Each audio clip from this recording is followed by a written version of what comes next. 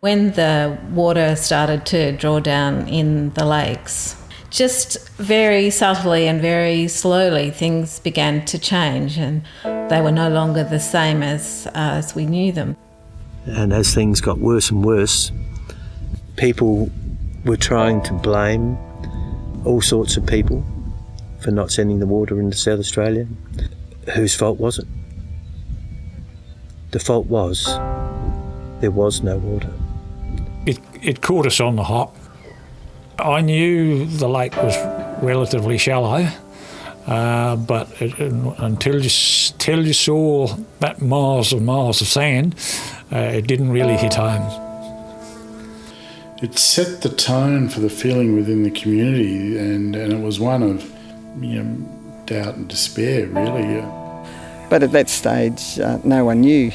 In fact, I don't think anyone knew how to deal with the situation because it was outside everyone's knowledge. There was maps put up and maps advertised that this is what the lake was going to look like, and in 1 year's time, if there's no rain or nothing happens, there would be no lake. Without any management action, without intervention, Lake Albert would have gone acid. The remaining puddle of water in the middle would have been an acid bath, so to speak. You would essentially would have to fence off the lake and quarantine it from activity. Once you start to value the people that you're wanting to engage with, and you value their input and you value their knowledge and their skills, whatever level, that's when things really start to work. The state government and the Commonwealth listened to what the local people had to say and actually made a genuine commitment. The Commonwealth agreed to fund up to $200 million in a multi-pronged approach to try and deal with a range of issues, not just the environmental, but also the social and economic issues that the drought caused in this region. One of the first things that the hubs did was instigate talking heads, we called it, and that was really inviting scientists to come and talk to the community and the community to ask questions. The more that the community can be involved and the more knowledge that they could gain about the reasons for why things were happening, the better people felt and the better they were able to cope. It just gives you a whole lot of background that you don't have otherwise. And also you meet a lot of government representatives, and so that you can ask their opinion about things as well. So it probably gives you a bit of an insight into why decisions are made, how they're made. And no one, of course, knew whether the water would ever come back or whether it wouldn't, and you always think on the bad side and think, well, perhaps it'll never come back again, etc., etc. But fortunately it did, much more quickly than people expected. How did things change when the water did come back? Oh, look, mate, it was like the whole of the environment was singing, like hooting and hollering from the people there, but also from the birds and the wildlife. It just felt like it was a really good thing. It was a good moment in time, to be honest. Just the water coming back didn't mean that everything was okay again. Initially it was the relief and then the pressure's off, but the community was so committed that they wanted to make sure that we could make things better, improve things. So as part of the big CLLMM recovery project, it was important to have a vegetation program because it was one of the areas that was most dramatically impacted. You imagine as the waters receded, all of the fringing vegetation has dried up, which is critical for the ecology of the site. So we had to come up with this integrated program, and you pull one element out and it's great in and of itself. And everything we did is not necessarily new. There's probably some new things, but most of it, fencing programs have been around forever. Revegetation programs have been around forever. Pest and weed programs have been around together. But how do you implement all of these things at the same time across the landscape in 5 years? It was a huge undertaking. We were very worried at the start when it was suggested that we need to fence off the whole of the lake. Myself, I didn't see myself as wanting to be part of that. I didn't see that I had 3 metres or 10 metres of land on the lakeside, which is my best land, to forfeit, and suggested who was buying it. And after many talks and eventually me understanding what my property and what the environment can get out of this, I said, right, I'm in. Once the fences were constructed around the lakes, that enabled the vegetation program to look at the lakes and see what they could do from an environmental perspective. There was nothing in the lake bed, there was nothing on the lake edge, there was no ecological process keeping everything in balance and check. It wasn't until I took the bit between my teeth and decided I'd do it myself, working out the reed issue, that I proved to people that something could be done. It was really, really basic stuff. It was my waders and a long-handled post hole shovel.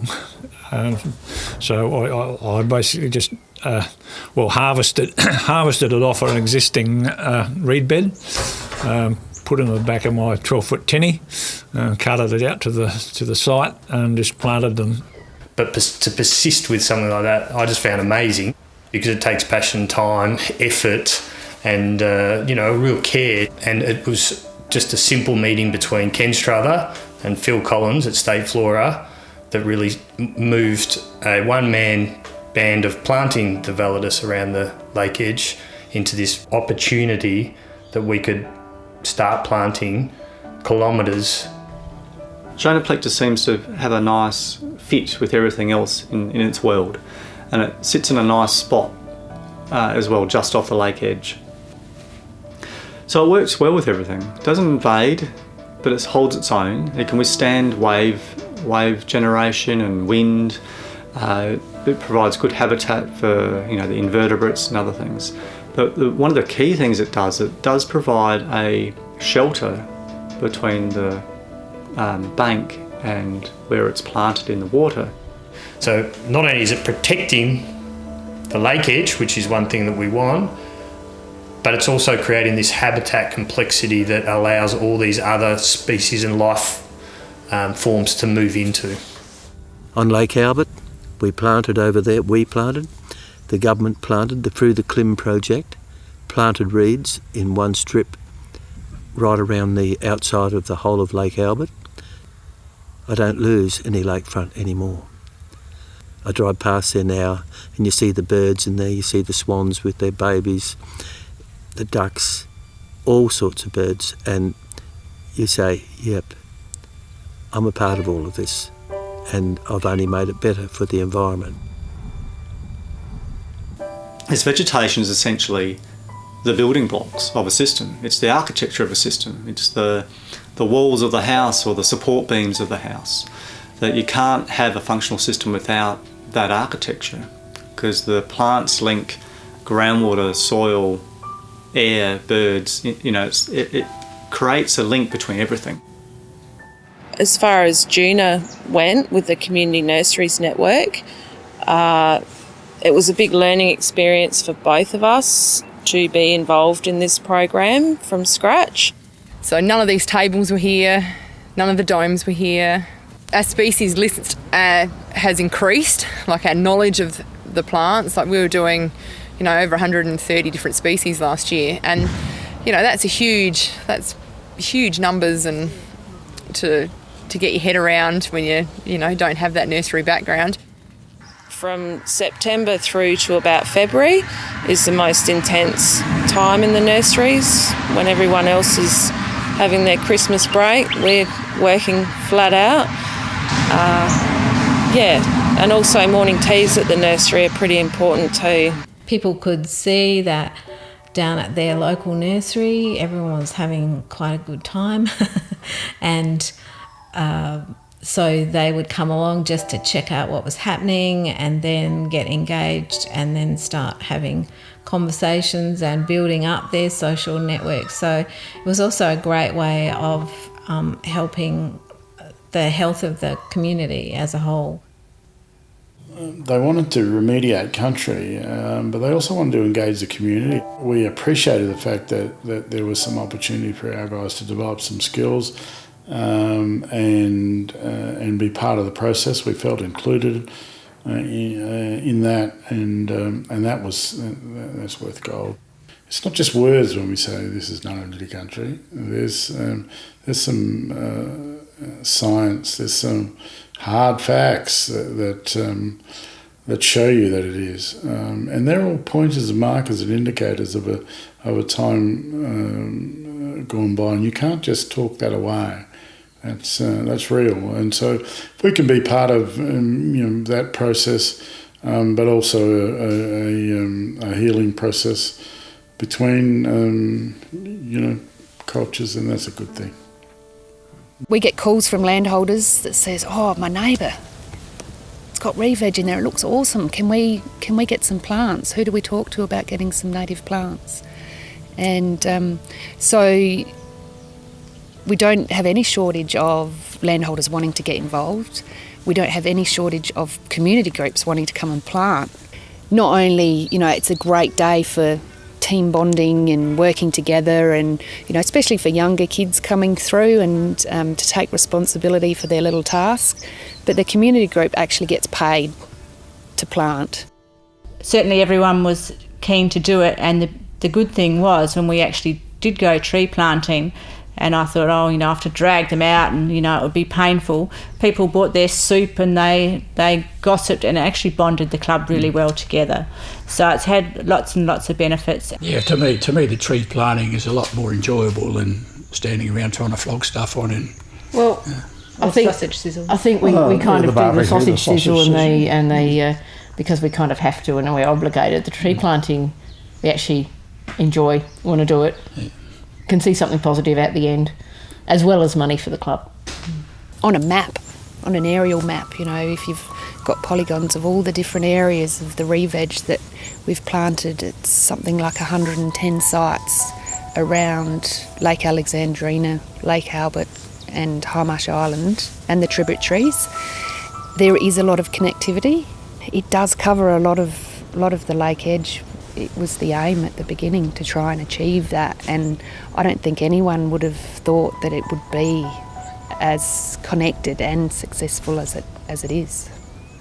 The community has a relationship with a whole lot of landholders, and we couldn't have got this program done without them, because they've got that long-standing relationship. They were there before the program, they'll be there after the program. And they were able to access, hundreds of sites that would have taken us an awfully long time to build up that same rapport to get access to.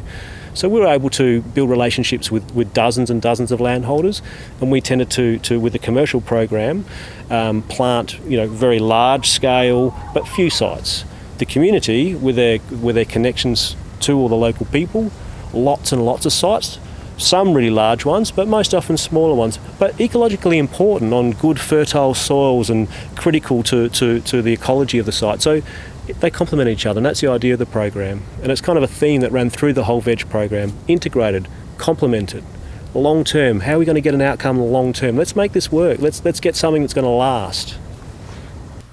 As I look back, I'm really incredibly proud of what we've achieved, and I do go, wow, that is so amazing that we did that. When you work with people, you appreciate them. When you don't work with people, you're sceptical of them. One voice doesn't understand the problem of the next person. You must have conversations so that you understand the whole picture. If you don't have that, you're doing a fair bit of guessing, and that's fairly dangerous stuff. Certainly the community nurseries all hope to be able to continue in some shape or form. With landholders, they've had a lot of input into their properties, and they've made a big commitment. I can feel some more citizen science projects coming along. I cannot see that those volunteers that have been involved in those nurseries will want to stop. They're really still passionate about what they're doing. School kids that have been involved, they're going to be watching those plants. And I can see them in, 40 years' time driving down a road with their own kids going, oh, I planted that when it was really terrible time and there was a drought, and so we all came out and we helped to plant those. So, how great is that?